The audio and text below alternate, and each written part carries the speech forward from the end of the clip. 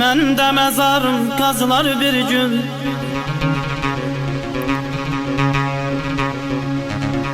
Gömülər torpağa cansız bədənim, adımda bir daşa yazılar bir gün.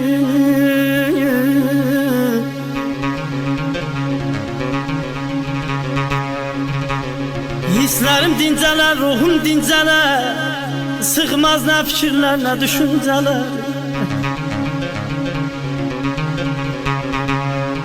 Dostlar baş sağlığı verməyə gələr, rəsmimi divardan asarlar bir gün. Rəsmim də divardan asılar bir gün. Bir soxu şəklimə bir müddət baxarım, yoxluğum atamı yandırır yaxar. Xatirəm hamının yadından çıxar.